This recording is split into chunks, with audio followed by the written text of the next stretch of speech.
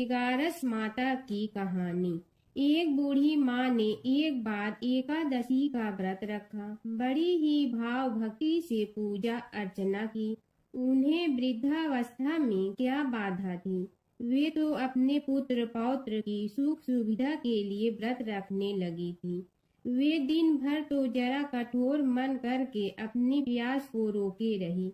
दिन में पूजा पाठ किया, कथा सुनी और पंडित जी को मिट्टी के पात्र में भर कर पानी और ऋतु फल दान में दिए। दोनों भर भर कर वितरण किया। उन्हें गर्मी के कारण बहुत बेचैनी हो रही थी। इस कारण से बड़ी देर तक पानी में पड़ी रही और पानी के कुल्ला करती रही, मुंह धोती रही। तब कहीं थोड़ा बहुत धैर्य बंध पाया। धूप तो तेज पड़ ही रही थी, इस कारण बार बार मुंह सूख रहा था। बूढ़ी माँ बहुत बेचैन हो रही थी। एक बुढ़ापा और दूसरे भयंकर गर्मी। वृद्धावस्था की स्थिति को कुछ दूसरी ही प्रकार की होती है। जैसे तैसे रो धो के दिन कट पाया। अब पहाड़ सी रात सामने थी, उसको काटना बड़ा ही कठिन दिखाई दे रहा था। खटिया पर पड़े शांति नहीं मिल रही थी। वे बार बार करवट बदल रही थी। अनेक बार वे बाहर जाती और भीतर आती। उन्हें घर के अंदर शांति नहीं थी। वे पड़ी पड़ी एकादशी माता का स्मरण करती रही। वे कहती रही कि हे माता जी, आप मेरी लाज रखिए, आप ही मुझे शक्ति दे दीजिएगा जिससे मैं भली भांति आपका व्रत कर सकूं और ये पहाड़ सी रात शांति पूर्वक व्यतीत हो सके। प्यास के कारण बूढ़ी माँ की बेचैनी तो बढ़ ही रही थी। उन्होंने धैर्य रखने का बहुत प्रयास किया, किंतु सहनशीलता की सीमा टूट गई और वे घबराकर एकदम चिल्ला पड़ी। बोली कि बचाओ बचाओ। अम्मा का चिल्लाना सुनकर परिवार भर के नर नारी, बच्चे और पड़ोसी एकत्रित होकर बूढ़ी अम्मा की खटिया के समीप पहुंच गए। सबने पूछा कि अम्मा जी, आपको क्या हो गया है? आप क्यों चिल्ला पड़ी थी? आप इस वृद्धावस्था में एक कठिन व्रत क्यों कर रही हैं? अम्मा जी, शक्ति से ही भक्ति होती है। थोड़ी ही देर में वे फिर से बोली कि अरे, हमारे तो प्राण ही निकलने जा रहे हैं। मेरी छाती पर ठंडे पानी का घड़ा रख दीजिए। नातियों ने दादी की छाती पर ठंडे पानी का पात्र रख दिया। तब कहीं उन्हें थोड़ा बहुत आराम मिला और थोड़ी देर के लिए उन्होंने अपनी आंखें बंद कर ली। एकादशी माता ने सोचा कि ये बूढ़ी अम्मा है तो बहुत कठोर, जरा जाकर उसकी परीक्षा लेना चाहिए। वे आधी रात को मुर्गा बनकर टेर लगाने लगी। मुर्गा की आवाज सुनकर दादी जल्दी से उठी और बाहर जाकर आसमान की ओर देखा, किंतु आसमान में कहीं उन्हें प्रातःकालीन तारा नहीं दिखाई दिया। वे सोचने लगी कि ये मुर्गा क्यों और कैसे बोल गया है। उन्हें प्यास तो बढ़ ही रही थी।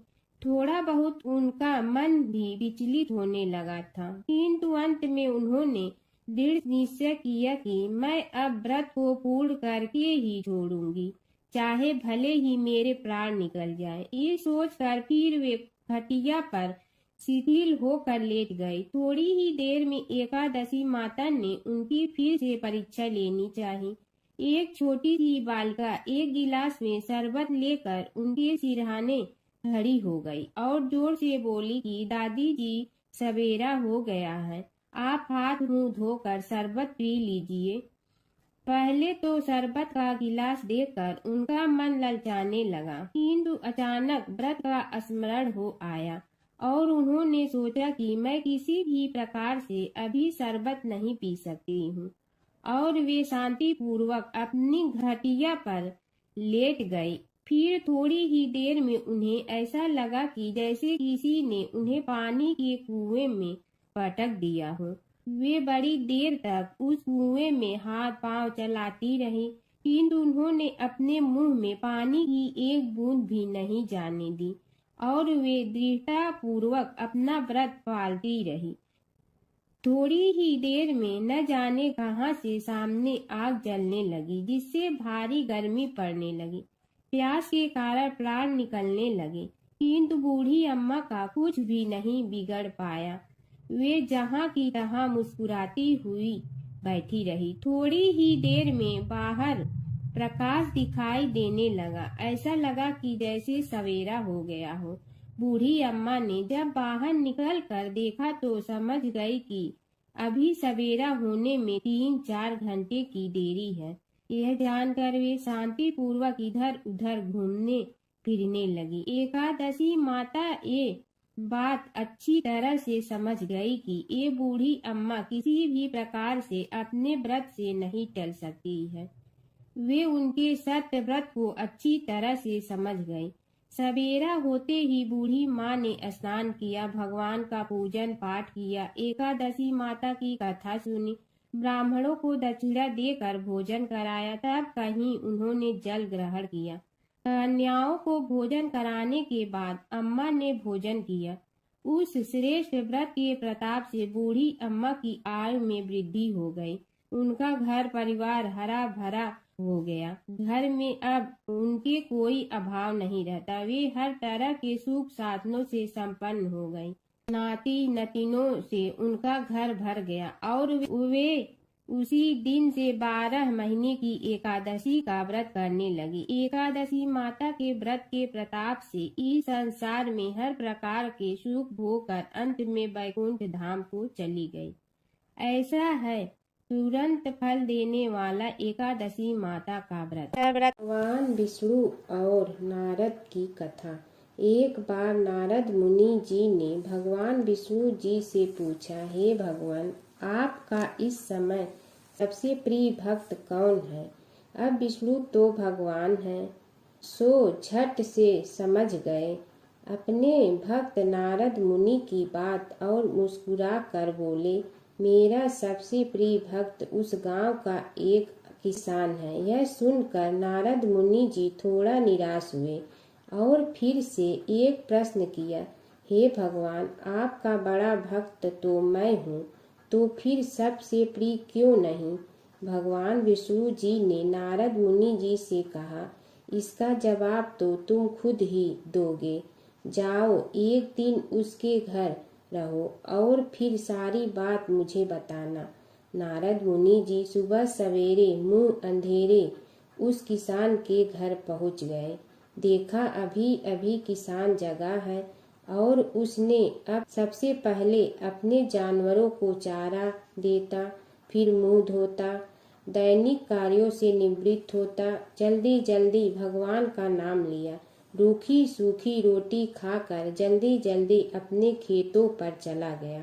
सारा दिन खेतों में काम किया और शाम को वापस घर आया। जानवरों को अपनी जगह बांधा, उन्हें चारा पानी डाला, हाथ धोया, मुंह धोया, फिर थोड़ी देर भगवान का नाम लिया, फिर परिवार के संग बैठकर खाना खाया और कुछ बातें की और फिर से सो गया। अब सारा दिन यह सब देखकर नारद मुनि जी भगवान विष्णु के पास वापिस आए और बोले, भगवान, मैं आज सारा दिन उस किसान के संग रहा, लेकिन वो तो ढंग से आपका नाम भी नहीं ले सकता। उसने थोड़ी देर सुबह, थोड़ी देर शाम को और भी जल्दी जल्दी आपका ध्यान किया और मैं तो 24 घंटे सिर्फ आपका ही नाम जपता हूँ। क्या आपका सबसे प्रिय भक्त वो गरीब किसान ही है? भगवान विष्णु जी ने नारद की बात सुनकर कहा, अब इसका जवाब भी तुम मुझे खुद ही देना। और भगवान विष्णु जी ने एक कलश अमृत से भरा नारद मुनि को थमाया और बोले, इस कलश को लेकर तुम तीनों लोकों की परिक्रमा कर के आओ, लेकिन ध्यान रहे अगर एक बूंद भी अमृत नीचे गिरा तो तुम्हारी सारी भक्ति और पुण्य नष्ट हो जाएगी। नारद मुनि तीनों लोकों की परिक्रमा करके जब भगवान विष्णु के पास वापस आए तो खुश होकर बोले, भगवान, मैंने एक बूंद भी अमृत नीचे नहीं गिरने दिया। विष्णु भगवान ने पूछा, और इस दौरान तुमने मेरा नाम कितना बार लिया, मेरा स्मरण कितनी बार किया? तो नारद बोले, अरे भगवान जी, मेरा तो सारा ध्यान इस अमृत पर था, फिर आपका ध्यान कैसे करता? भगवान विष्णु ने कहा, हे नारद, देखो उस किसान को, वो अपना कर्म करते हुए भी नियमित रूप से मेरा स्मरण करता है, क्योंकि जो अपना कर्म करते हुए भी मेरा जाप करे वो ही मेरा सबसे प्रिय भक्त है। तुम तो सारे दिन खाली बैठे ही जप करते हो, और जब तुम्हें कर्म दिया तो मेरे लिए तुम्हारे पास समय ही नहीं था। तो नारद मुनि सब समझ गए और भगवान के चरण पकड़कर बोले, हे भगवान, आपने मेरे। प्राचीन काल की बात है, एक नगर में धर्मपाल नाम का एक निर्धन किंतु अत्यंत धर्मनिष्ठ व्यक्ति रहता था। वह न तो अधिक पूजा पाठ जानता था और न ही उसके पास धन था, परंतु उसके हृदय में भगवान विष्णु के प्रति अपार श्रद्धा थी। प्रतिदिन प्रातः स्नान कर भगवान विष्णु का स्मरण करता और तुलसी दल अर्पित करता, तब भी वह हरि नाम का जाप करता रहता। एक दिन किसी कारणवश वह पूजा न कर सका। मन में ग्लानि हुई और रात को उसने भगवान विष्णु से क्षमा याचना की। उसी रात उसे स्वप्न में विष्णु ने दर्शन दिए और कहा, हे भक्त, जो भी व्यक्ति श्रद्धा से मेरा स्मरण करता है, मैं उसके सभी पाप हर लेता हूँ। भक्ति में विधि नहीं, भाव प्रधान होता है। कुछ समय बाद धर्मपाल के जीवन की सभी कठिनाइयाँ दूर हो गई। उसके घर में सुख शांति और समृद्धि आ गई। अंत समय में उसे वैकुंठ लोक की प्राप्ति हुई। विष्णु भगवान की कथा। एक नगर में एक सेठ व एक सेठानी रहते थे, और सेठानी रोज विष्णु भगवान की पूजा करती थी। सेठ को उसका पूजा करना बिल्कुल अच्छा नहीं लगता था। इसी वजह से एक दिन सेठ ने सेठानी को घर से निकाल दिया। घर से निकलने पर वह जंगल की ओर गई तो देखा 4 आदमी मिट्टी खोदने का काम कर रहे थे। उसने कहा कि मुझे नौकरी पर रख लो। उन्होंने उसे रख लिया, लेकिन मिट्टी खोदने से सेठानी के हाथों में छाले पड़ गए और उसके बाल भी उड़ गए। वह आदमी कहते हैं कि बहन, लगता है तुम किसी अच्छे घर की महिला हो, तुम्हें काम करने की आदत नहीं है। तुम एक काम रहने दो और हमारे घर का काम कर लिया करो। वह चारों आदमी उसे अपने साथ घर ले गए और वह 4 मुट्ठी अनाज लाते और सभी बांट कर खा लेते। एक दिन सेठानी ने कहा कि कल से 8 मुट्ठी अनाज लाना। अगले दिन वह 8 मुट्ठी अनाज लाए और सेठानी पड़ोसन से आग मांग लाई। उसने भोजन बनाया, विष्णु भगवान को भोग लगाया, फिर सभी को खाने को दिया। सारे भाई बोले कि बहन, आज तो भोजन बहुत स्वादिष्ट बना है। सेठानी ने कहा कि भगवान का जूठा है तो स्वाद तो होगा ही। सेठानी के जाने के बाद सेठ भूखा रहने लगा और आस पड़ोस के सारे लोग कहने लगे कि ये तो सेठानी के भाग्य से खाता था। एक दिन सेठ अपनी सेठानी को ढूंढने चल पड़ा। उसने ढूंढते हुए वह भी उस जंगल में पहुंच गया जहां वह चारों आदमी मिट्टी खोद रहे थे। सेठ ने उन्हें देखा तो कहा कि भाई, मुझे भी काम पर रख लो। उन आदमियों ने उसे काम पर रख लिया, लेकिन मिट्टी खोदने से उसके भी हाथों में छाले पड़ गए और बाल उड़ने लगे। उसकी यह हालत देख चारों बोले कि तुम्हें काम की आदत नहीं है, तुम हमारे साथ चलो और हमारे घर में रह लो।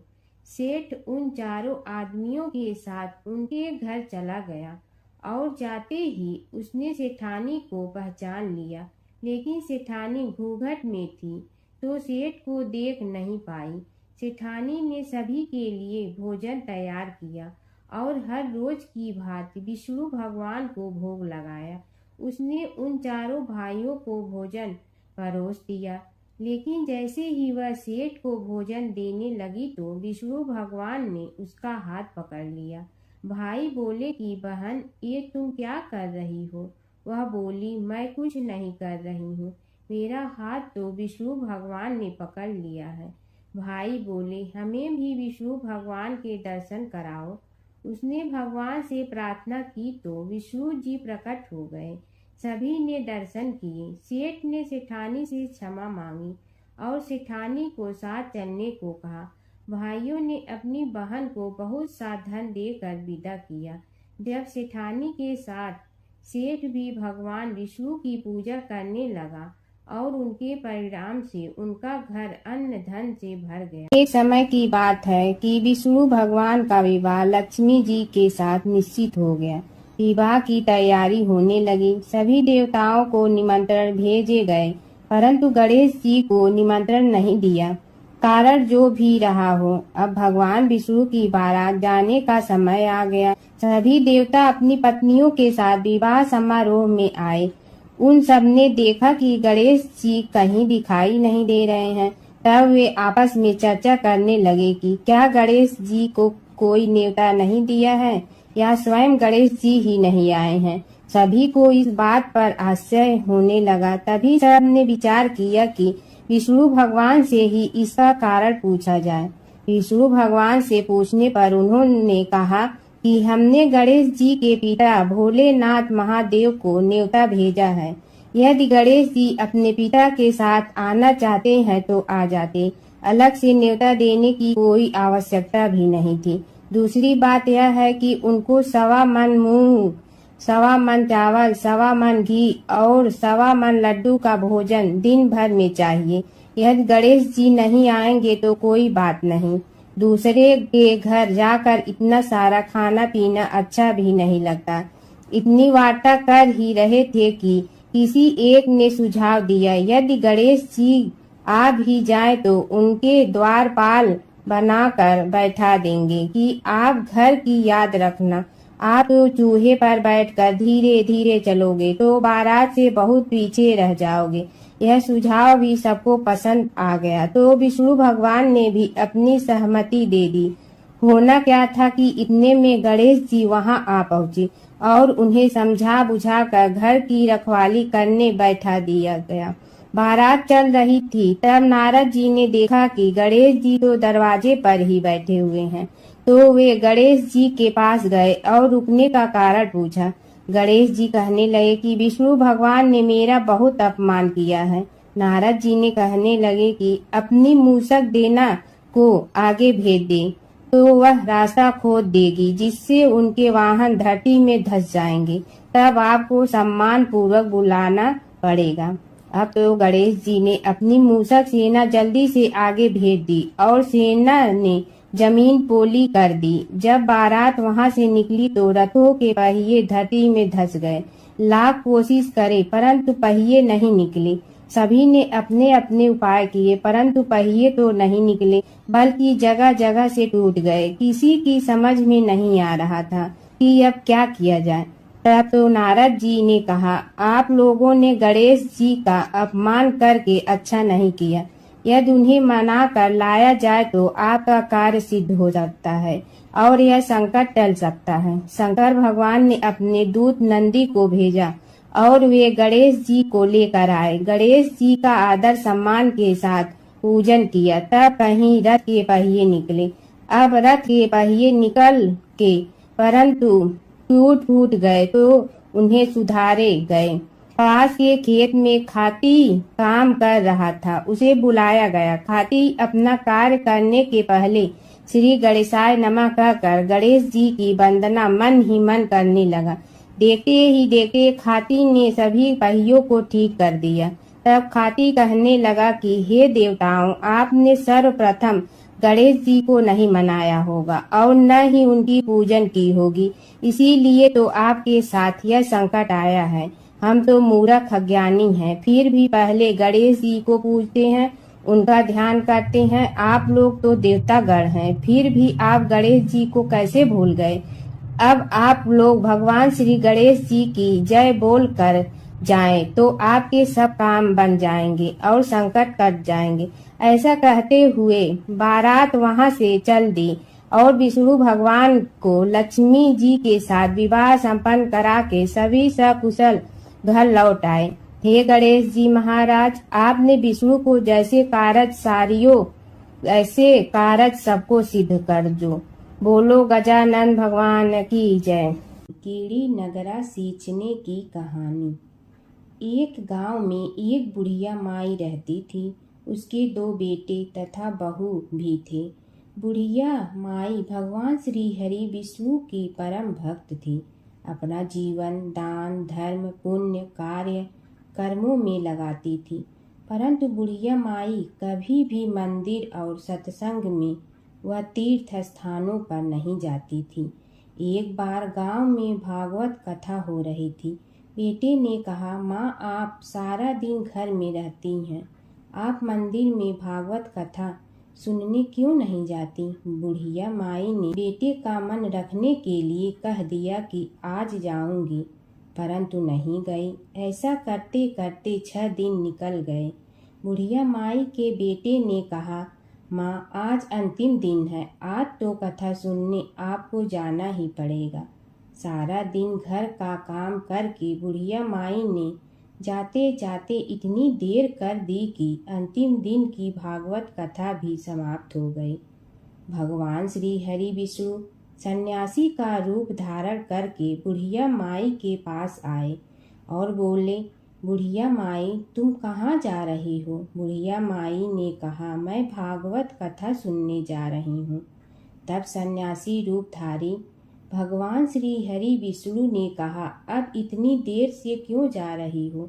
वहाँ तो अब कथा समाप्त हो गई है, अब वहाँ जाकर क्या करोगी? बुढ़िया माई ने कहा, अब घर से निकली हूँ तो जाकर ही रहूंगी। सब सन्यासी रूपधारी भगवान श्री हरि विष्णु ने कहा कि अब कथा समाप्त हो गई, भक्त लोग भी अपने अपने घर चले गए, अब तुम वहाँ से क्या लाओगी? तो बुढ़िया माई बोली, कुछ नहीं तो मैं वहाँ से एक ईंट ही उठा लाऊंगी। तो सन्यासी रूपधारी भगवान श्री हरि विष्णु बोले, तुम वहाँ से मिट्टी की ईंट लाओगी, उसके बदले में मैं तुम्हें एक सोने की ईंट दे देता हूँ। बुढ़िया माई ने ईंट ले ली और घर की तरफ चल पड़ी और विचार करने लगी कि यदि यह ईंट मैं घर लेकर जाऊंगी तो बेटे बहू झगड़ने लगेंगे। इसीलिए घर के आंगन में बाहर ही बुढ़िया माई ने वह ईंट जमीन में गाड़ दी। परंतु अब बुढ़िया माई का ध्यान उस ईंट पर ही रहने लगा। खाने पीने घर के काम करने में सदैव बुढ़िया माई अपना ध्यान सोने की ईंट पर ही लगाई रखती। बेटे बहू ने पूछा, माँ पूरे दिन घर के आंगन में क्या करती रहती हो? तो बुढ़िया माई ने कहा, मैं आने जाने वाले को देखती रहती हूँ।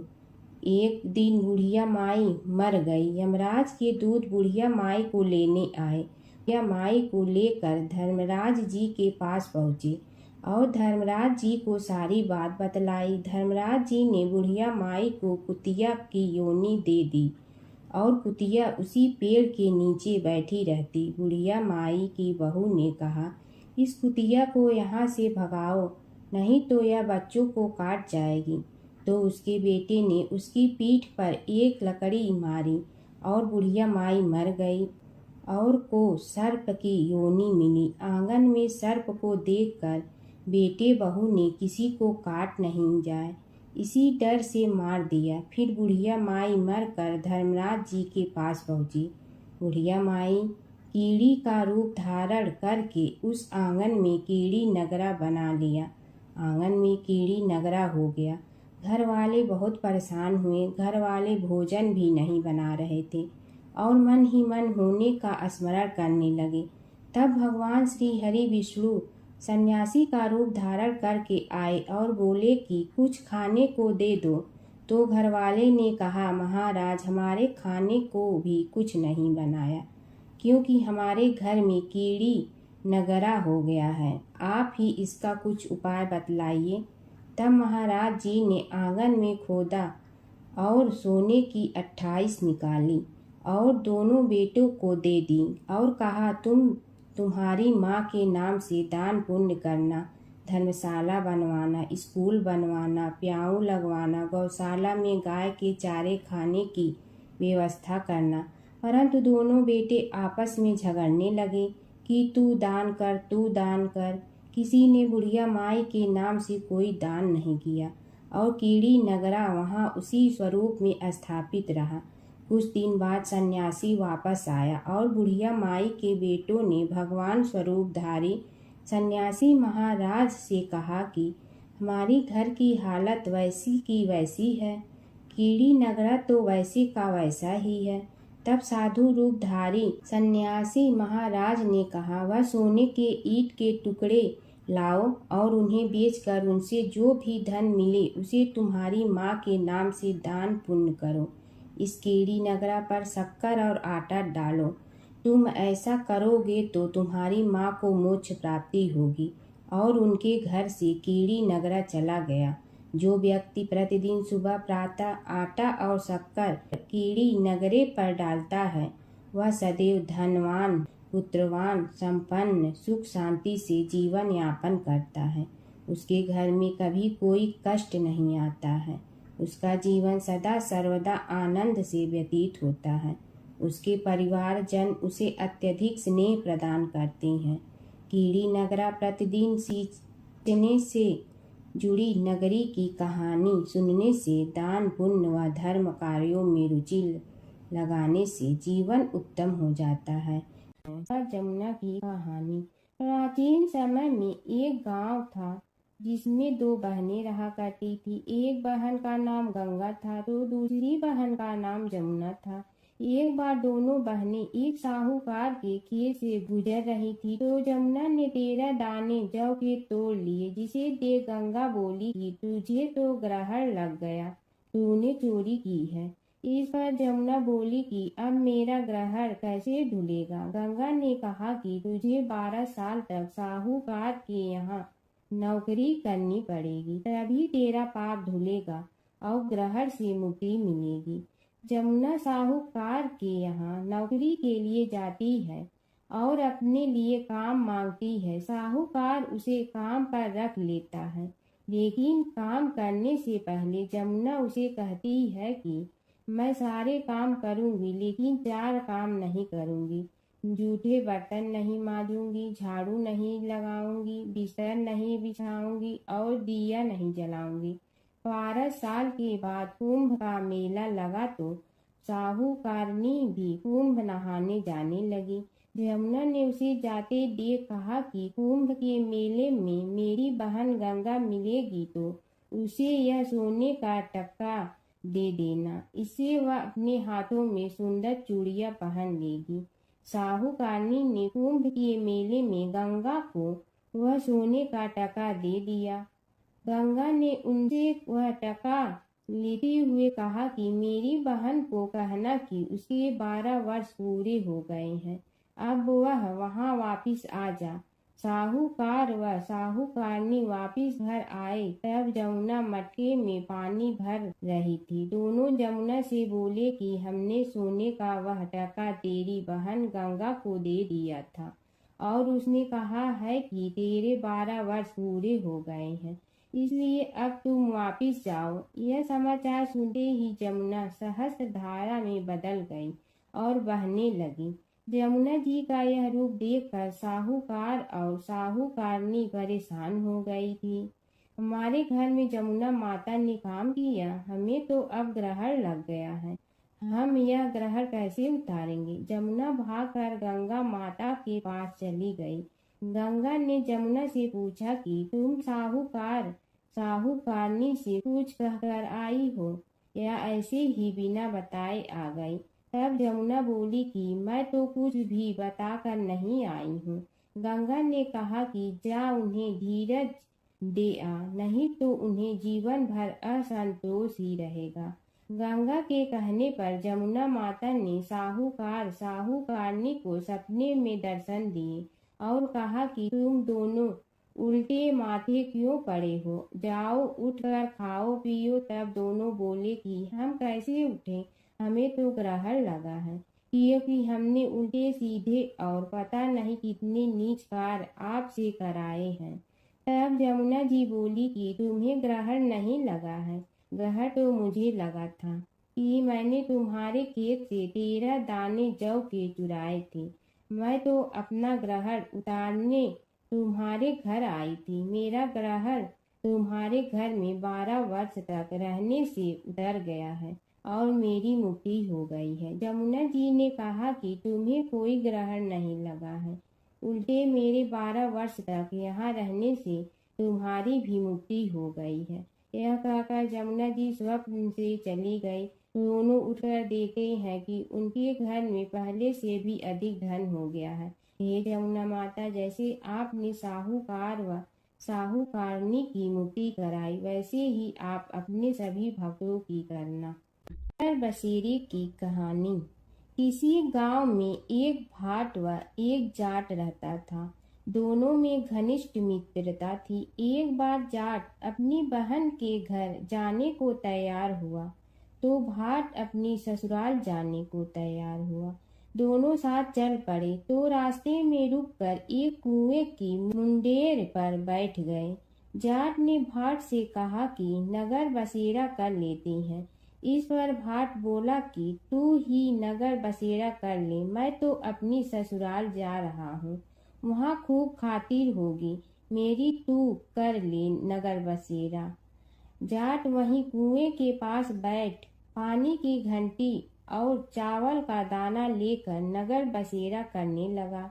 नगर बसेरा करने के साथ जाट कहने लगा कि नगर बसेरा जो करे सो मल धोवे पाँव, ताता माड़ा तापसी देगी मेरी माँ, माँ देगी मावशी तेगी द्वारका का वास, मीठा मीठा घास वृंदावन का वास, 5 कुल्ठी छठी रास मेरी जीवड़ो श्री कृष्ण के पास, डालू पानी हो जाए घी झट से निकल जाए मेरा जी। यह सब कर कर के वह जाट बहन के पास चल पड़ा। जाट की बहन ने भाई के आने पर उसकी खातिर की।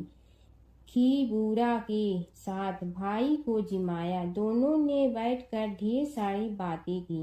इधर भाट अपने ससुराल पहुंचा तो वहां आग लगी हुई थी। आग बुझाने वह भी लग गया, जिसमें हाथ मुंह भी काले हो गए और खुद भी थोड़ा सुलझ गया। ना रोटी ना पानी के लिए ही किसी ने पूछा।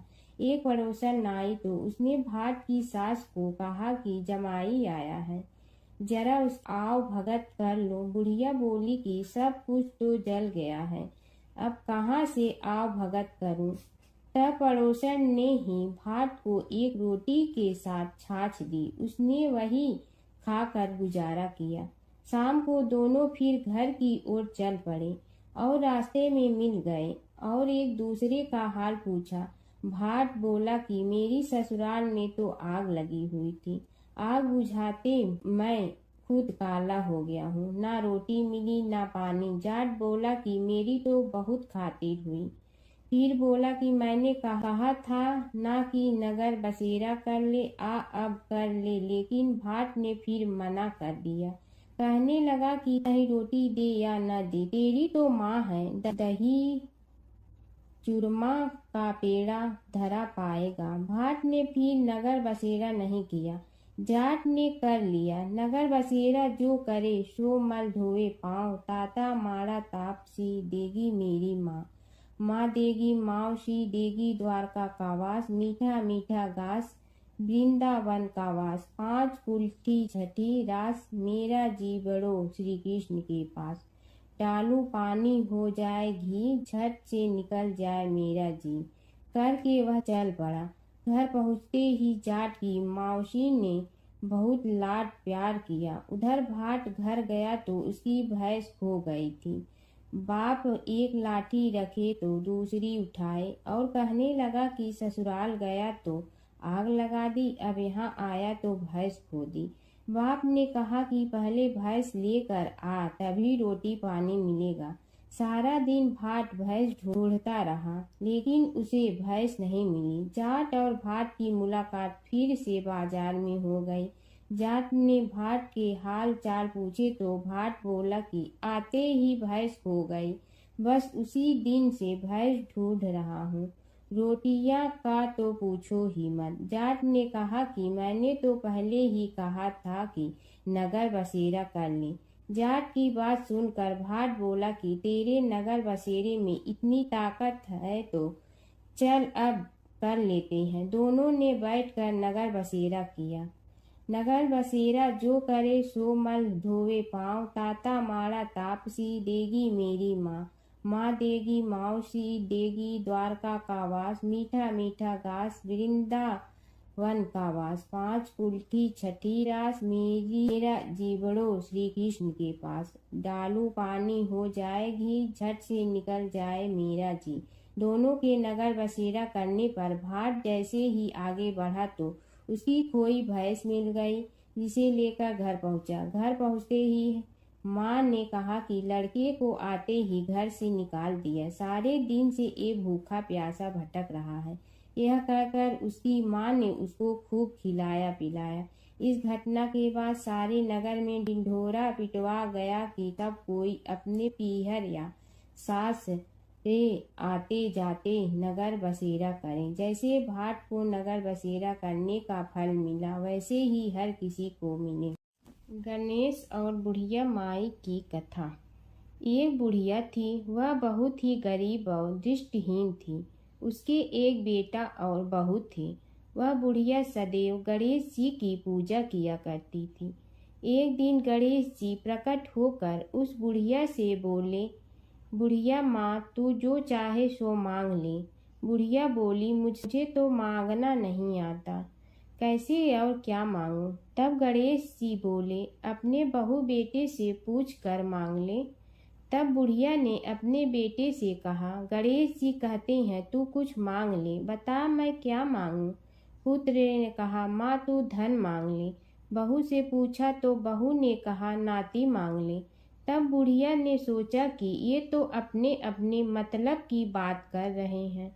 अतः उस बुढ़िया ने पड़ोसन से पूछा तो उन्होंने कहा, बुढ़िया तू तो थोड़े दिन जियोगी, क्यों तू धन मांगो और क्यों नाती मांगे। तू तो अपनी आँखों की रोशनी मांग ले, जिससे तेरी जिंदगी आराम से कट जाए। इस पर बुढ़िया बोली, यदि आप प्रसन्न है तो मुझे 9 करोड़ की माया दे, निरोगी काया दे, अमर सुहाग दे, आँखों की रोशनी दे, नाती दे, पोता दे और सब परिवार को सुख दे और अंत में मोक्ष दे। यह सुनकर तब गणेश जी बोले, बुढ़िया माँ तुमने तो हमें ठग लिया, फिर भी जो तूने मांगा है वचन के अनुसार सब तुझे मिलेगा। और यह कहकर गणेश जी अंतर ध्यान हो गए। उधर बुढ़िया माँ ने जो कुछ मांगा वह सब कुछ मिल गया। हे गणेश जी महाराज, जैसे तुमने उस बुढ़िया माँ को सब कुछ दिया वैसे ही सबको देना। बुढ़िया माई को मुक्ति दी तुलसी माता की कथा।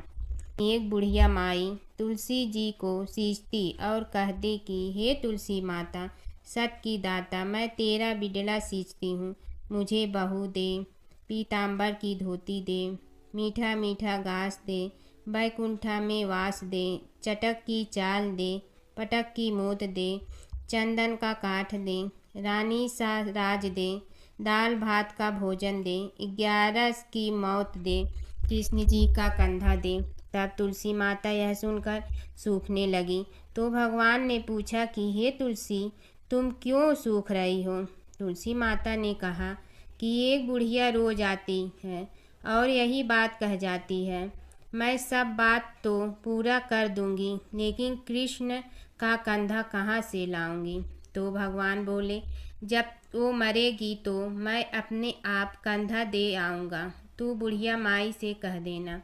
जब बुढ़िया माई मर गई सब लोग आ गए। जब माई को ले जाने लगे तो वह किसी से न उठी। तब भगवान एक 12 बरस के बालक का रूप धारण करके आए। बालक ने कहा, मैं कान में एक बात कहूँगा तो बुढ़िया माई उठ जाएगी। बालक ने कान में कहा, बुढ़िया माई मन की निकाल ले, पीताम्बर की धोती ले, मीठा मीठा घास ले, बैकुंठा का वास ले, चटक की चाल ले, पटक की मोत ले, कृष्ण जी का कंधा लें। यह सुनकर बुढ़िया माई हल्की हो गई। भगवान ने कंधा दिया और बुढ़िया माई को मुक्ति मिल गई। हे तुलसी माता, जैसे बुढ़िया माई को मुक्ति दी वैसे सबको देना। प्राचीन काल की बात है। नैमिषारण्य क्षेत्र में ऋषि, महर्षि और साधु संतों का समाज जुड़ा था। उसमें श्री सूत जी भी विद्यमान थे। शौनक जी ने उनकी सेवा में उपस्थित होकर निवेदन किया कि हे अज्ञान रूप घोर तिमिर को नष्ट करने में करोड़ों सूर्यों के समान प्रकाशमान श्री सूत जी हमारे कानों के लिए अमृत के समान जीवन प्रदान करने वाले कथा तत्व का वर्णन कीजिए। हे सूत जी, हमारे हृदयों में ज्ञान के प्रकाश की वृद्धि तथा भक्ति, वैराग्य और विवेक की उत्पत्ति जिस कथा से हो सकती हो वह हमारे प्रति कहने की कृपा कीजिए। शौनक जी की जिज्ञासा से सूत जी बड़े प्रसन्न हुए। पुरातन इतिहासों के स्मरण से उनका शरीर पुलकायमान हो रहा था। वे कुछ देर उसी स्थिति में विराजमान रहकर कुछ विचार करते रहे और अंत में बोले, शौनक जी, इस विषय में आपके चित्त में बड़ी जिज्ञासा है।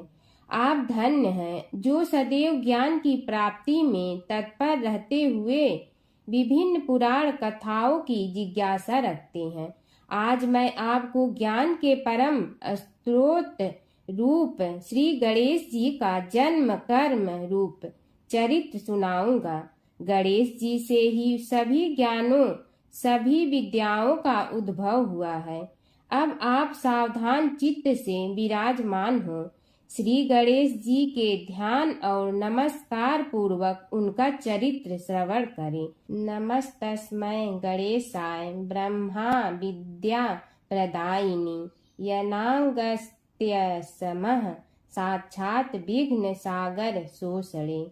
कैसे हैं वे श्री गणेश जो सभी प्रकार की ब्रह्म विद्याओं को प्रदान करने वाले अर्थात ब्रह्मा के सगुण और निर्गुण स्वरूप पर प्रकाश डालने और जीव ब्रह्मा का अभेद प्रतिपादन करने वाली विद्याओं के दाता हैं। वे विघ्नों के समुद्रों को महर्षि अगस्त के समान शोषण करने में समर्थ हैं।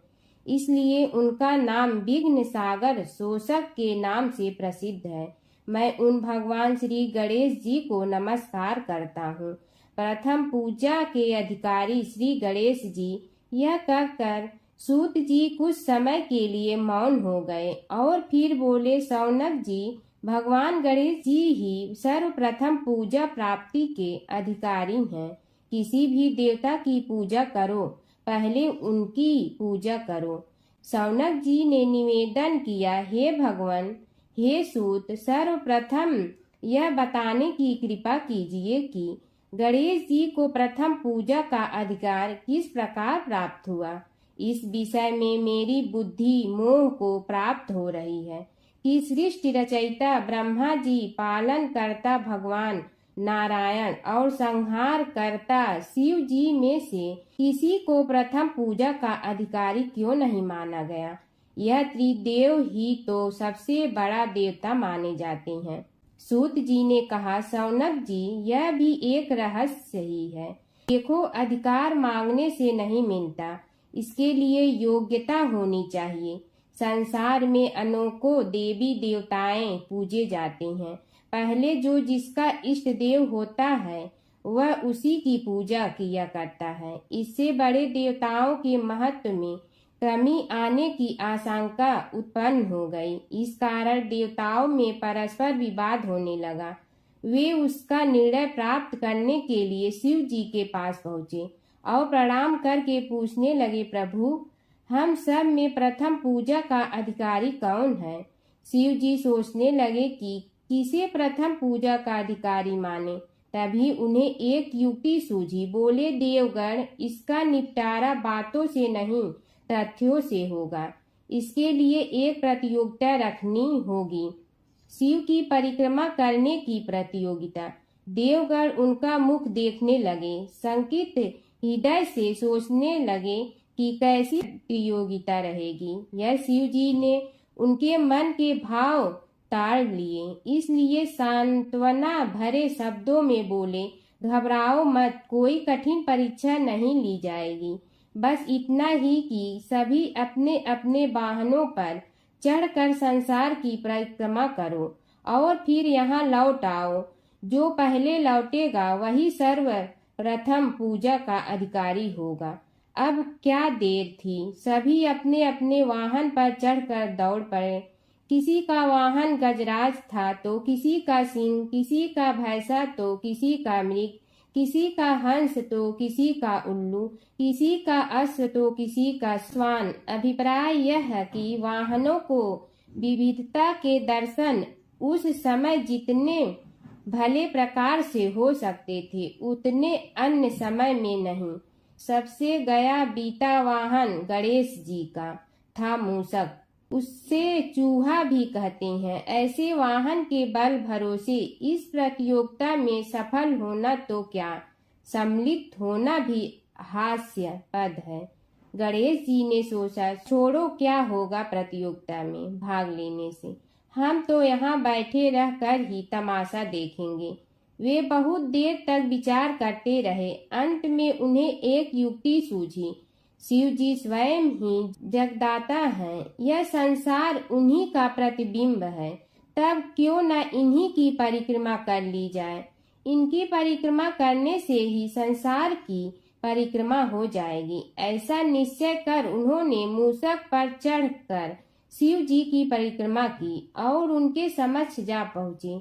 शिव जी ने कहा, तुमने परिक्रमा पूर्ण कर ली? उन्होंने उत्तर दिया, जी हाँ।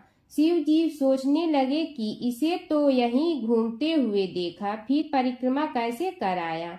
देवताओं का परिक्रमा करके लौटना आरंभ हुआ और उन्होंने गणेश जी को वहां बैठे देखा तो माथा ठनक गया। फिर भी साहस करके बोले, अरे तुम विश्व की परिक्रमा के लिए नहीं गए? गणेश जी ने कहा, अरे मैं कब का यहाँ आ गया। देवता बोले, तुम्हें तो कहीं भी नहीं देखा। गणेश जी ने उत्तर दिया, देखते कहाँ से, समस्त संसार शिव जी में विद्यमान है। इनकी परिक्रमा करने से ही संसार की परिक्रमा पूर्ण हो गई। सूत जी बोले, शौनक, इस प्रकार गणेश जी ने अपनी बुद्धि के बल पर ही विजय प्राप्त कर ली। उनका कथन सत्य था, इसलिए कोई विरोध करता भी तो कैसे। बस उसी दिन से गणेश जी की प्रथम पूजा होने लगी। सूत जी बोले, हे शौनक जी, यह एक तथ्य है कि गणेश जी ही उसके पात्र हैं। वे बड़े देवता का भी कार्य सिद्धि में विघ्न उपस्थित होने पर उन विघ्न राज का आश्रय न लिया हो। हे शौनक, वे देव भी बड़े दयालु हैं। नाम तो शिव जी का ही आशुतोष है, किंतु वे सर्वात्मा और सर्वरक्षक प्रभु तो शिव जी की अपेक्षा भी शीघ्र ही प्रकट हो जाते हैं। उनका भक्त कभी किसी संकट में नहीं पड़ता। यदि प्रारब्ध वशात कभी किसी विपत्ति में पड़ भी जाता है तो गणेश्वर की उपासना करने पर उनके अनुग्रह से उनके समस्त दुख दूर होकर परम सुख की प्राप्ति होती है। शौनक ने कहा, हे सूत जी, हे महाभाग, हे प्रभु, मैं गणेश जी के विभिन्न चरित्रों का अध्ययन करना चाहता हूँ, तो मुझे बताइए कि किस ग्रंथ का अवलोकन करूँ। हे दयामय, आपको तो उनके समस्त चरित्र विदित है कि यदि आप ही उन्हें सुनाने की कृपा करें तो मेरा अत्यधिक उपकार होगा। सूत जी बोले, हे शौनक भगवान, गणेश्वर के इतने चरित्र हैं कि उन सब का कथन इस जीवा से संभव नहीं, क्योंकि प्रभु अनंत, प्रभु चरित्र अनंता वाली बात समस्त विद्वान ऋषि मुनि कहते हैं। फिर भी गणेश जी प्रथम पूजा के अधिकारी होने के कारण समस्त देव चरित्रों में जुड़े हुए हैं, इसलिए उनका प्रभाव भी सर्वाधिक व्यापक है। हे मुने, हे शौनक, वे भगवान सर्व समर्थ हैं। वे सभी का तिरस्कार करने में समर्थ हैं, किंतु उनका तिरस्कार कोई भी नहीं कर सकता। यह त्रिलोक्य उन्हीं भगवान के संकेत पर नित्य करता है। इसकी समस्त क्रियाएं उन्हीं की इच्छा पर आश्रित हैं। हे शौनक, भगवान गणेश्वर स्वयं कहते हैं, शिवे विष्णु च शक्तौ च सूर्ये मयि निराधिप यो भेद बुद्धि योग स सम्य योगो मतो मम। हे नरेश्वर, हे वरेण्य, शिव, विष्णु, शक्ति, सूर्य और मुझ गणेश में जो अभेद बुद्धि योग है, मेरे मत में वही सम्यक योग है। इससे यह भी सिद्ध है कि समस्त देवता उन्हीं के स्वरूप हैं। वे ही भगवान विभिन्न कार्य रूपों के अनुसार अपना भिन्न भिन्न नाम रखते हैं। हे मुनि श्रेष्ठ, उन सब देवताओं के चरित्र भी उन्हीं गणराज के चरित्र हैं। यद्यपि सब चरित्र एक ही ग्रंथ में मिलने में संभव नहीं है, फिर भी गणेश्वर के अनेकों प्रमुख चरित्रों का वर्णन गणेश पुराण में हुआ है। राजा सोमकांत का वृत्तांत कथन।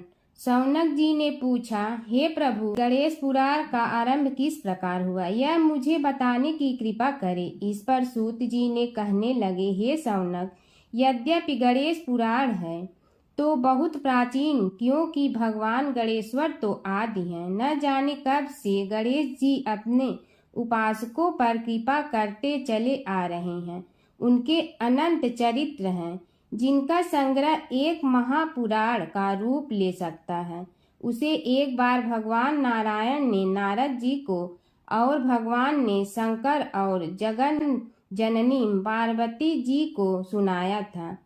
बाद में वही पुराण संक्षेप रूप में ब्रह्मा जी ने महर्षि वेद व्यास को सुनाया और फिर व्यास जी ने महर्षि भृगु को सुनाया। भृगु ने कृपा करके सौराष्ट्र के एक राजा सोमकांत को सुनाया था। तब से वह पुराण अनेक कथाओं में विस्तृत होता रहा और अनेक कथाओं से रहित होता हुआ अनेक रूप में प्रचलित है। शौनक जी ने पूछा, भगवान आप यह बताने का कष्ट करें कि राजा सोमकांत कौन था।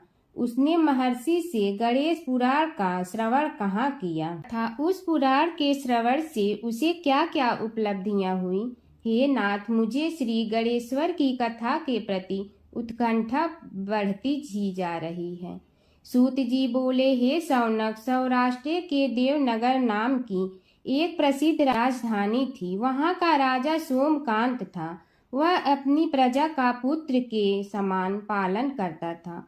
वह वेद ज्ञान संपन्न, शस्त्र विद्या में पारंगत एवं प्रबल प्रतापी राजा, समस्त राजाओं में मान्य तथा अत्यंत वैभवशाली था। उसका ऐश्वर्य कुबेर के भी ऐश्वर्य को लज्जित करता था। उसने अपने पराक्रम से अनेकों देश जीत लिए थे। उसकी पत्नी अत्यंत रूपवती, गुणवती, धर्माज्ञा एवं पतिव्रत धर्म का पालन करने वाली थी। वह सदैव अपने प्राणनाथ की सेवा में लगी रहती थी। उसका नाम सुधर्मा था। जैसे वह प्रतिव्रता थी, वैसे ही राजा भी एक पत्नी व्रता का पालन करने लगा। उसके हेमकांत नामक एक सुंदर पुत्र था। वह भी सभी विद्याओं का ज्ञाता और अस्त्र शस्त्रादि के अभ्यास में निपुण हो गया था। यह सभी श्रेष्ठ लक्षणों से संपन्न सद्गुणी एवं प्रजा जनों के हितों का अत्यंत पोषक था। इस प्रकार राजा सोमकांत स्त्री पुत्र, पशुवाहन, राज्य एवं प्रतिष्ठा आदि से सब प्रकार सुखी था। उससे दुख तो था ही नहीं। सभी राजागण उसका हार्दिक सम्मान करते थे तथा उसकी श्रेष्ठ कीर्ति भी संसार व्यापी थी। परंतु युवा अवस्था के अंत में सोमकांत को घृणित कोष्ठ रोग हो गया। उसके अनेक उपचार किए गए, किंतु कोई लाभ नहीं हुआ। रोग शीघ्रता से बढ़ने लगा और उसके कीड़े पड़ गए। जब रोग की अधिक वृद्धि होने लगी और उसका कोई उपाय न हो सका, तो राजा ने मंत्रियों को बुलाकर कहा, सुव्रतो, जाने किस कारण यह रोग मुझे पीड़ित कर रहा है। अवश्य ही यह किसी पूर्व जन्म के पाप का फल होगा। इसलिए मैं अब अपना समस्त राजपाट छोड़कर वन में रहूंगा। मेरे पुत्र हेमकांत को मेरे समान मानकर राज्य शासन का धर्म पूर्वक संचालन कराते रहें। यह कहकर राजा ने शुभ दिन दिखवाकर अपने पुत्र हेमकांत को राज्य पद पर अभिषेक किया और अपनी पत्नी सुधर्मा के साथ निर्जन वन की ओर चल दिया। प्रजापालक राजा के वियोग में समस्त प्रजा जन अश्रु बहाते हुए उनके साथ चले गए। राज्य की सीमा पर पहुंचकर राजा ने अपने पुत्र अमात्यगण और प्रजाजनों को समझाया, आप सब लोग धर्म के जानने वाले श्रेष्ठ आचरण में तत्पर एवं सहृदय हैं। यह संसार तो वैसे भी परिवर्तनशील है, जो आज है वह कल नहीं था और आने वाले कल में भी नहीं रहेगा। इसलिए मेरे जाने से दुख का कोई कारण नहीं है। मेरे स्थान पर मेरा पुत्र सभी कार्यों को करेगा, इसलिए आप सब उसके अनुशासन में रहते हुए उसे सदैव सम्मान करते रहें। फिर पुत्र से कहा, बेटा, यह स्थिति सभी के समझ आती रही है। हमारे पूर्व पुरुष भी परंपरागत रूप से वृद्धावस्था आने पर वन में जाते रहे हैं। मैं कुछ समय पहले ही वन में जा रहा हूँ, तो कुछ पहले या पीछे जाने में कोई अंतर नहीं पड़ता। यदि कुछ वर्ष बाद जाऊं तब भी मोह का त्याग करना ही होगा। इसलिए हे वत्स, तुम दुखित मत हो और मेरी आज्ञा मानकर राज्य शासन को ठीक प्रकार चलाओ। ध्यान रखना, क्षत्रिय धर्म का कभी त्याग न करना और प्रजा को सदा सुखी रखना। इस प्रकार राजा सोमकांत ने सभी को समझा बुझाकर वहां से वापस लौट आया और स्वयं अपनी पतिव्रता भार्या के साथ वन में प्रवेश किया। पुत्र हेमकांत के आग्रह से उसने सुबल और ज्ञान गम्य नामक 2 आत्माओं को भी साथ ले लिया।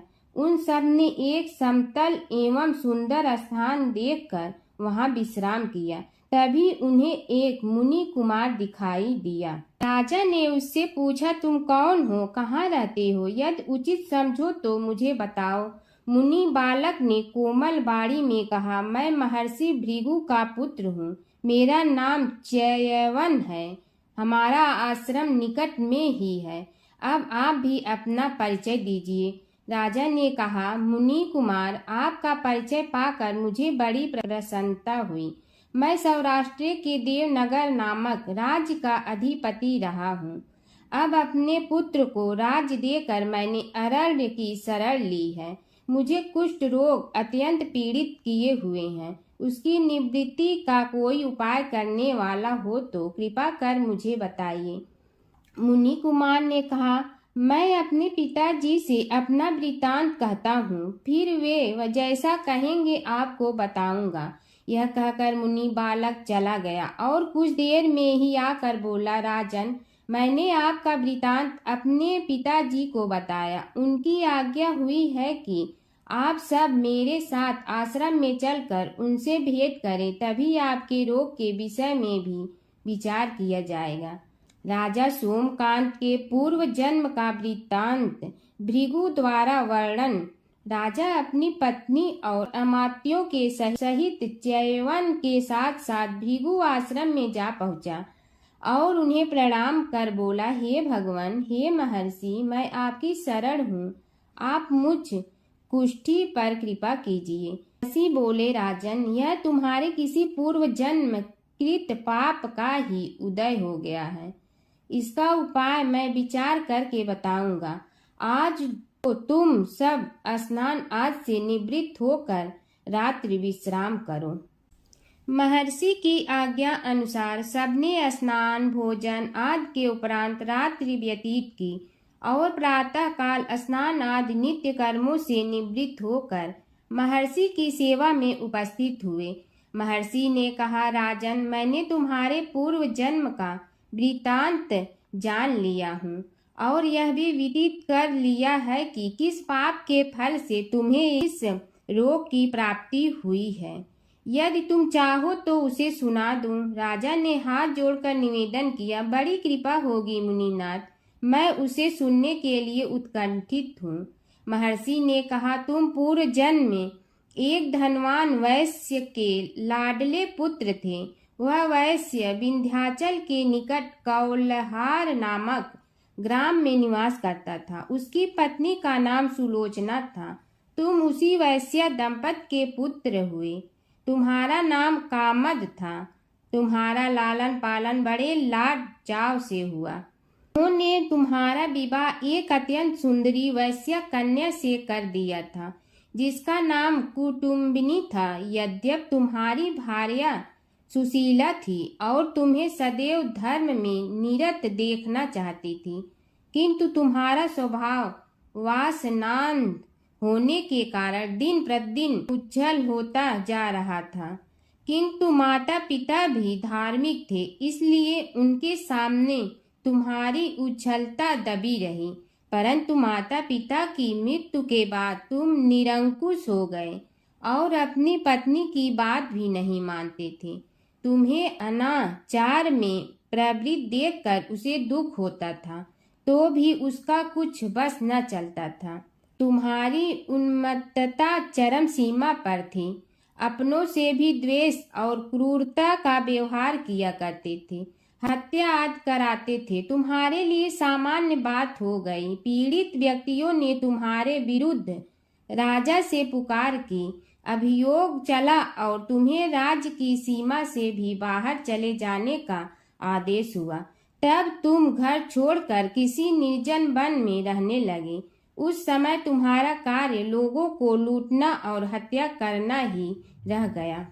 एक दिन माध्याह्न काल था। गुणवर्धक नामक एक विद्वान ब्राह्मण उधर से निकला। बेचारा अपनी पत्नी को लिवाने के लिए ससुराल जा रहा था। तुमने उस ब्राह्मण युवक को पकड़कर लूट लिया।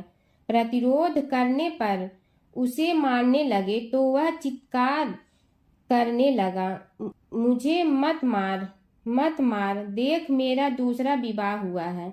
मैं पत्नी को लेने के लिए जा रहा हूँ। किंतु तुम तो क्रोधवश में ऐसे लीन हो रहे थे कि तुमने उसकी बात सुनकर भी नहीं सुनी। जब उसे मारने लगे तो उसने श्राप दे दिया, अरे हत्यारे, मेरी हत्या के पाप से तो सहस्त्र कल्प तक घोर नरक भोगोगे।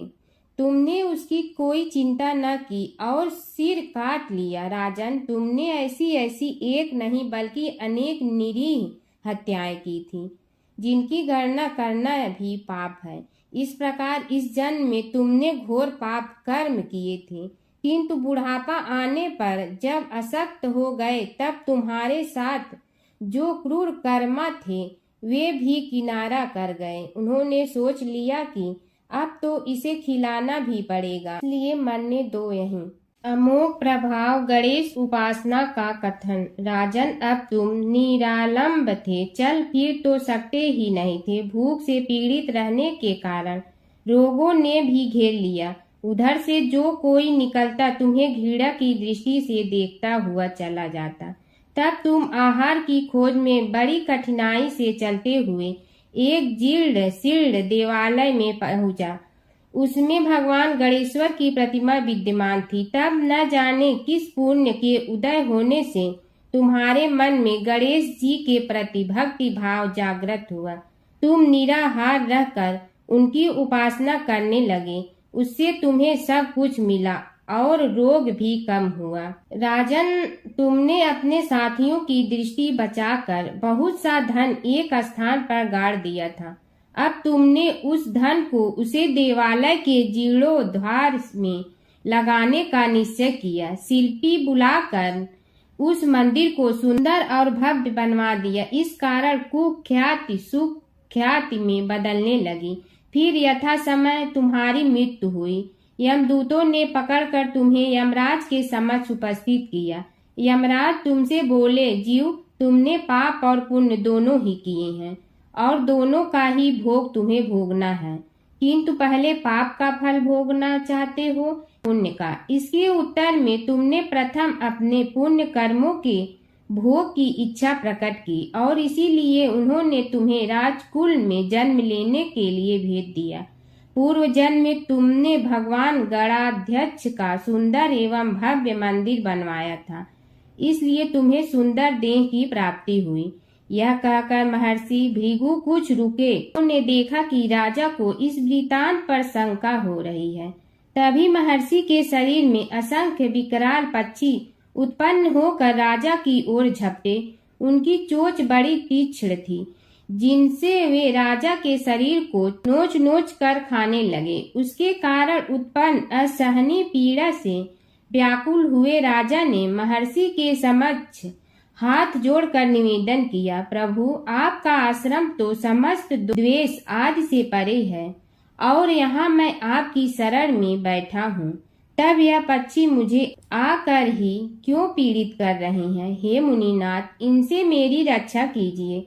महर्षि ने राजा के अंतर्वचन सुनकर सांत्वना देते हुए कहा, राजन, तुमने मेरे वचनों में शंका की थी और जो मुझ सत्यवादी के कथन में शंका करते हैं उसे खाने के लिए मेरे शरीर से इसी प्रकार पक्षी प्रकट हो जाते हैं, जो कि मेरे हुंकार करने पर भस्म हो जाया करते हैं। यह कर महर्षि ने हुंकार की और तभी वे समस्त पक्षी भस्म हो गए। राजा श्रद्धावनत होकर उनके समक्ष अश्रुपात करता हुआ बोला, प्रभु, अब आप पाप से मुक्त होने का उपाय कीजिए। महर्षि ने कुछ विचार कर कहा, राजन, तुम पर भगवान गणेश्वर की कृपा सहज रूप से है और वे ही प्रभु तुम्हारे पापों को भी दूर करने में समर्थ हैं। इसलिए तुम उनके पाप नाशक चरित्रों का श्रवण करो। गणेश पुराण में उनके चरित्रों का भले प्रकार वर्णन हुआ है, अतएव तुम श्रद्धा भक्ति पूर्वक उसी को सुनने में चित्त लगाओ। राजा ने प्रार्थना की, महामुनि, मैंने गणेश पुराण का नाम भी आज तक नहीं सुना, तो उनके सुनने का सौभाग्य कैसे प्राप्त कर सकूंगा? हे नाथ, आपसे अधिक ज्ञानी और प्रकांड विद्वान और कौन हो सकता है? आप ही मुझ पर कृपा कीजिए। महर्षि ने राजा की दीनता देखकर उसके शरीर पर अपने कमंडल का मंत्रपूत जल छिड़का। तभी राजा को एक छींक आई और नासिका से एक अत्यंत छोटा काले वर्ण का पुरुष बाहर निकल आया। देखते देखते वह बढ़ गया। उसके भयंकर रूप को देखकर राजा कुछ भयभीत हुआ, किंतु समस्त आश्रमवासी वहां से भाग गए। वह पुरुष महर्षि के समक्ष हाथ जोड़कर खड़ा हो गया। उन्हें उसकी ओर देखा और कुछ उच्च स्वर में बोले, तू कौन है? क्या चाहता है? वह बोला, मैं साक्षात पाप हूँ। समस्त पापियों के शरीर में मेरा निवास है। आपके मंत्रपूत जल के स्पर्श से मुझे विवश होकर राजा के शरीर से बाहर निकलना पड़ा है। अब मुझे बड़ी भूख लगी है, बताइए क्या खाऊं और कहाँ रहूं? महर्षि बोले, तू उस आम के अवकाश स्थान में निवास कर और उसी वृक्ष के पत्ते खाकर जीवन निर्वाह कर। यह सुनते ही वह पुरुष आम के वृक्ष के पास पहुंचा, किंतु उसके स्पर्श मात्र से वह वृक्ष जलकर भस्म हो गया। फिर जब पाप पुरुष को रहने के लिए कोई स्थान दिखाई न दिया तो वह भी अंतर्हित हो गया। हर व्रत कथा के साथ पढ़ी और सुनी जाने वाली लपसी तपसी की यह कहानी। एक लपसी था, एक तपसी था। तपसी हमेशा भगवान की तपस्या में लीन रहता था। लपसी रोजाना सवा सेर की लपसी बनाकर भगवान का भोग लगाकर जीम लेता था। एक दिन दोनों लड़ने लगे। तपसी बोला, मैं रोज भगवान की तपस्या करता हूँ, इसलिए मैं बड़ा हूँ। लपसी बोला, मैं रोज भगवान को सवा सेर लपसी का भोग लगाता हूँ, इसलिए मैं बड़ा हूँ। नारद जी वहाँ से गुजर रहे थे। दोनों को लड़ता देखकर उनसे पूछा कि तुम क्यों लड़ रहे हो? तपसी ने खुद के बड़ा होने का कारण बताया और लपसी ने अपना कारण बताया। नारद जी बोले, तुम्हारा फैसला मैं करूँगा। दूसरे दिन लपसी और तपसी नहाकर अपनी रोज की भक्ति करने आए तो नारद जी ने छुपकर 1.25 करोड़ की एक एक अंगूठी उन दोनों के आगे रख दी। तपसी की नज़र उस अंगूठी पर पड़ी जो उसने चुपचाप अंगूठी उठाकर अपने नीचे दबा ली। तब लपसी की नज़र अंगूठी पर पड़ी, लेकिन उसने ध्यान नहीं दिया। भगवान को भोग लगाकर लपसी खाना खाने लगा। नारद जी सामने आए तो दोनों ने पूछा कि कौन बड़ा, तो नारद जी ने तपसी से खड़ा होने को कहा। वो खड़ा हुआ तो उसने नीचे दबी अंगूठी दिखाई पड़ी। नारद जी ने लपसी से कहा, तपस्या करने के बाद भी तुम्हारी चोरी करने की आदत नहीं गई, इसलिए लपसी बड़ा है और तुम्हें तुम्हारी तपस्या का कोई फल भी नहीं मिलेगा। तपसी शर्मिंदा होकर माफ़ी मांगने लगा। उसने नारद जी से पूछा, मुझे मेरी तपस्या का फल कैसे मिलेगा? नारद जी ने कहा, यदि कोई गाय और कुत्ते की रोटी नहीं बनाएगा तो फल तुम्हें मिलेगा।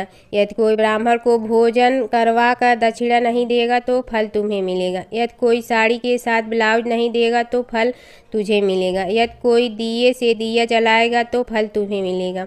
यदि कोई सारी कहानी सुने लेकिन तुम्हारी कहानी नहीं सुने तो फल तुझे मिलेगा। उसी दिन से हर व्रत कथा कहानी के साथ लपसी तपसी की कहानी भी सुनी और कही जाती है। ओम जय जगदीश हरे स्वामी जय जगदीश हरे, भक्त जनों के संकट क्षण में दूर करे। ओम जय जगदीश हरे, जो ध्यावे फल पावे, दुख बिन दे मन का, सुख संपत्ति घर आवे, कष्ट मिटे तन का। ओम जय जगदीश हरे, मात पिता तुम मेरे, शरण कहूँ किसकी, तुम विनय और न दूजा, आस करूँ जिसकी। ओम जय जगदीश हरे, तुम पूर्ण परमात्मा, तुम अंतर्यामी, पार ब्रह्म परमेश्वर, तुम सबके स्वामी। ओम जय जगदीश हरे, तुम बिंदा के सागर, तुम पालन करता, मैं मूरख कल काम, कृपा करो भरता। ओम जय जगदीश हरे, तुम हो ये कय गोचर, सबके प्राणपति, किस विधि मिलूं दया में, तुमको मैं कुमति। ओम जय जगदीश हरे, दीन बंधु दुख हरता, तुम रक्षक मेरे, अपने हाथ उठाओ, द्वार पड़ा तेरे। ओम जय जगदीश हरे, विषय विकार मिटा, पाप हरो देवा, श्रद्धा भक्ति बढ़ाओ, संतन की सेवा। ओम जय जगदीश हरे, तन मन धन सब तेरा, स्वामी सब कुछ है तेरा, तेरा तुझको अर्पण क्या लागे मेरा। ओम जय जगदीश हरे, जय जगदीश हरे, स्वामी जय जगदीश हरे, भक्त जनों के संकट क्षण में दूर करे। ओम जय जगदीश हरे, स्वामी जय जगदीश हरे।